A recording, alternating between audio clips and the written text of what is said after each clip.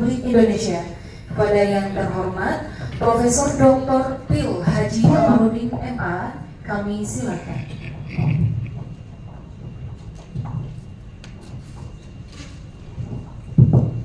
Saya suka megah, Pak.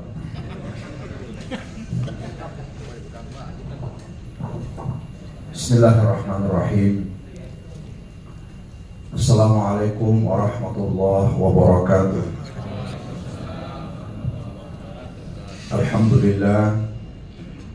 Alhamdulillahilladzi ja'ala ad-dina ribatan baina qulubil mu'minin wa amarna bil ittihad wat ta'awun wa nahana 'anit tafarruq wat tanazu'. Wassalatu wassalamu ala asyrafil anbiya'i wal mursalin Sayyidina Muhammadin wa ala alihi wa sahbihi ajma'in. Hasbunallahu wa ni'mal wakil. Wa la hawla wa la quwwata illa billahil aliyyil azim. Yang sama-sama kita hormati Bapak Kakanwil Kementerian Agama Provinsi Jambi, yang saya hormati para kepala bidang Kakang Kemenak se-Provinsi Jambi yang hadir pada kesempatan ini, para penghulu, para penyuluh, serta seluruh hadirin sekalian yang berbahagia. Alhamdulillah, saya juga sangat bersyukur bisa bertemu, bertatap muka dengan seluruh pejabat Kementerian Agama di Provinsi Jambi ini. Sebuah kehormatan bagi saya dan tentu juga momentum yang sangat bagus untuk kita bisa bersama-sama bermuajah. Semoga pertemuan ini insya Allah mendapat barokah dari Allah Subhanahu wa Ta'ala. Amin. Bapak Ibu yang saya hormati, Indonesia ini adalah negara bangsa yang sangat besar, negara bangsa yang memiliki tingkat keragaman yang sangat luar biasa, dan agama memainkan peran yang sangat fundamental dalam kehidupan kita berbangsa bernegara. Dalam konstitusi kita, agama itu mendapatkan tempat yang sangat terhormat,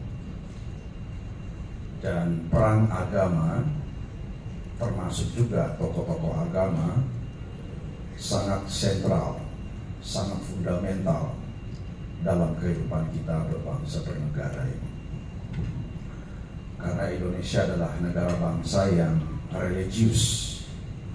Kita bukan negara agama seperti Saudi, seperti Iran, Vatikan, Sudan, dan sejumlah negara yang lain yang menjadikan agama sebagai konstitusinya. Kita bukan negara agama, tapi negara yang sangat beragama, negara yang religius. Jadi agama bukan konstitusi kita, tetapi agama menjadi inspirasi, menjadi ingredient yang sangat fundamental dalam kehidupan kita berbangsa bernegara. Tapi Indonesia juga bukan negara sekuler seperti Eropa, seperti Amerika, seperti Australia, negara-negara Skandinavia, Jepang, dan seterusnya. Kita bukan negara sekuler. Kita adalah negara yang beragama. Jadi bukan negara agama, juga bukan negara sekuler, tetapi negara yang beragama, negara yang sangat religius, dan peran agama sangat-sangat penting, sangat-sangat fundamental, sangat-sangat sentral dalam kehidupan kita berbangsa bernegara ini. Oleh karena itu, Bapak Ibu sekalian yang saya hormati, Kementerian Agama sebagai lembaga institusi yang diberikan otoritas, yang diberikan kewenangan oleh bangsa ini, oleh negara ini, mengurusi hal-hal keagamaan, menjadi sangat penting eksistensinya, menjadi sangat fundamental perannya dalam kehidupan kita berbangsa bernegara. Jadi kita ini semua saya, Bapak Ibu sekalian, adalah orang yang memiliki peran penting di negeri ini.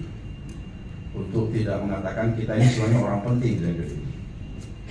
Kenapa penting? Karena sekali lagi agama itu memiliki peran yang sangat penting, dan kita adalah orang yang diberi otoritas, yang diberi kewenangan sekaligus tanggung jawab untuk mengurus masalah-masalah keagamaan di Indonesia ini.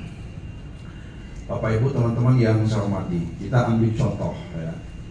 Penghulu nih, ini yang jaket, sampai jaket ini para penghulu ya, kayak warna apa itu? Warna Nasdem ya, Demokrat ya. Gak ada hubungannya dengan itu semua ya. Tapi kita ini para penghulu, kita bisa bayangkan Bapak Ibu sekalian, apa pentingnya penghulu ini di negeri. Sekitar 1,8 juta peristiwa nikah di Indonesia yang sebelumnya 2 juta ya. Jadi ini juga ada tren menarik yang menjadi tantangan bagi kita semua. Ada penurunan peristiwa nikah yang sangat signifikan dari 2 juta menjadi 1.800.000. Sementara peristiwa perceraian meningkat sangat tajam dari 400.000 menjadi 516.000. Jadi kita ini negara bangsa yang memproduksi anak yatim paling besar. Ya, saya tidak mau mengatakan memproduksi janda atau duda karena ada yang sensitif biasanya. Nah, Bapak Ibu sekalian, peran kita itu sangat penting. Kita termasuk entitas yang menentukan kualitas kehidupan keluarga di Indonesia. Kehidupan keluarga di Indonesia menentukan kualitas ketahanan nasional. Ketahanan keluarga berkorelasi signifikan dengan ketahanan nasional. Nah, ketahanan keluarga itu sangat ditentukan perannya oleh para penghulu-penghulu kita ini. Nah, oleh karena itu penghulu itu adalah sebuah profesi yang sangat penting, profesi yang sangat dibutuhkan kontribusinya dalam menjaga mutu dan kualitas keluarga. Penghulu tidak hanya sekedar mencatat peristiwa nikah, saya kira teman-teman semua sudah tahu ya. Kita tuh harus menjadi konsultan keluarga. Kita harus menjadi pembina, pembimbing, rujukan, referensi, tempat masyarakat bertanya tentang masalah-masalah keluarga. Oleh karena itu, kita sekarang ini sedang proses untuk mengajukan formasi penghulu utama ya. Jadi teman-teman penghulu, saya berharap semua penghulu itu harus bercita-cita untuk menjadi penghulu utama. Dan penghulu utama ini kira-kira kalau dosen itu sama dengan profesor. Jadi jabatan fungsional tertinggi. Tugasnya sekali lagi mungkin bukan lagi atau bukan hanya sekedar melaksanakan peristiwa nikah, memberikan ceramah tentang keluarga, tentang pernikahan, tapi harus menjadi rujukan betul, memberikan pencerahan kepada masyarakat, mengisi ceramah-ceramah, diskusi-diskusi tentang keluarga, menjadi rujukan tempat masyarakat bertanya tentang masalah keluarga di Indonesia, memberikan ceramah di kementerian-kementerian, di kantor-kantor, kepala dinas.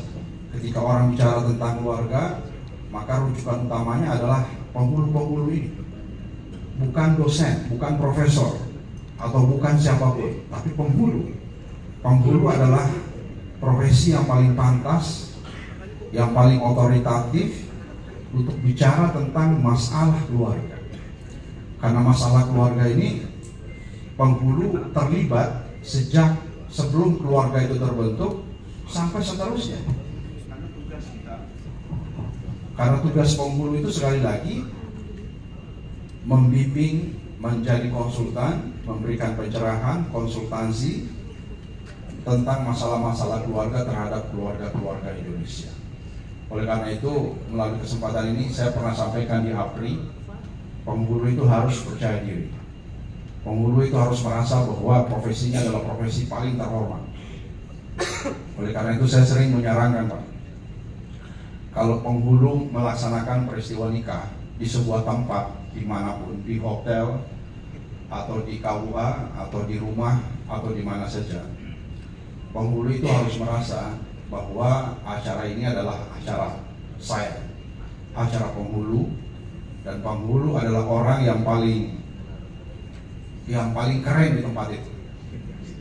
Harus percaya diri, siapapun yang hadir di situ, mau ada gubernur di situ, mau ada menteri di situ, mau ada pejabat siapapun di situ, penghulu harus tampil menunjukkan bahwa profesi penghulu itu profesi yang terhormat, profesi yang berkelas, profesi yang dimuliakan oleh masyarakat. Harus pakai dasi, harus pakai jas, harus pakai PSL lengkap. Kalau perlu pakai pakaiannya yang paling bagus, ya, pakai peci baru, keren deh pokoknya. Penampilannya, performance-nya itu harus keren, harus bagus. Kemudian menyampaikan pesan-pesan keluarga, pesan-pesan perkawinan, pernikahan, pesan-pesan agama secara bermutu, berkualitas. 5 menit, 10 menit bicara, harus menunjukkan profesinya sebagai penghulu yang berkelas. Saya sering menyampaikan ini teknis, tapi ini penting banget, Pak, karena kita ingin mengangkat profesi penghulu ini. Dan profesi penghulu ini hanya bisa diangkat, hanya bisa dihargai, dihormati, dianggap sebagai profesi berkelas jika penghulu itu sendiri merasa terhormat, merasa berkelas, merasa memberikan sesuatu yang bermanfaat, yang mulia kepada masyarakat. Oleh karena itu, penghulu harus belajar terus, sama dengan penyuluh. Tidak boleh berhenti membaca, tidak boleh berhenti melakukan akumulasi intelektual. Harus menguasai masalah-masalah sosial keagamaan, harus menguasai bidang, ya, terutama tentang fikih keluarga, tentang apa yang sedang terjadi di masyarakat, agar bisa memberikan respon, refleksi, berkualitas terhadap apa yang sedang terjadi di masyarakat. Jadi sekali lagi Bapak Ibu sekalian, kita berharap penghulu ini menjadi profesi yang memberikan manfaat sebesar-besarnya kepada masyarakat. Karena tantangan keluarga Indonesia sangat besar, seperti yang saya sampaikan tadi. Angka perceraian sekarang meningkat sangat tajam. Perkawinan dini, pernikahan dini juga terjadi masih cukup besar. Kekerasan dalam rumah tangga juga masih terjadi. Generasi stunting juga masih sangat besar. Bapak Ibu sekalian tahu angka stunting di Indonesia ini berapa? 21% anak-anak Indonesia yang lahir itu mengalami stunting. Jadi kalau sekitar 5 juta bayi lahir setiap tahun, sekitar 900.000 diantaranya itu mengalami stunting. Bapak Ibu bayangkan, Indonesia sedang bermimpi pada tahun 2025 menjadi negara maju, negara yang berpenghasilan tinggi, keluar dari middle income trap, jebakan berpenghasilan menengah. Indonesia ingin maju di 2045. Kita mengalami bonus demografi yang sangat luar biasa. Tetapi kalau generasi kita, generasi stunting banyak sekali, kita bisa bayangkan kalau 900.000 setiap tahun, kalau 5 tahun itu jutaan stunting. Sementara anak-anak stunting ini tidak mungkin bisa diberi amanah untuk menjalankan roda pembangunan ini. Sakit-sakitan, otaknya tidak cerdas, tidak kuat, kerdil, mentalnya juga nggak bagus. Ini masih terjadi cukup tinggi di Indonesia. Pemerintah Jokowi Ma'ruf sekarang ini menginstruksikan kepada seluruh instansi terkait untuk bersama-sama menurunkan angka stunting ini, dan Presiden meminta 2024 angka stunting harus turun di bawah 20%, kira-kira 15-17%.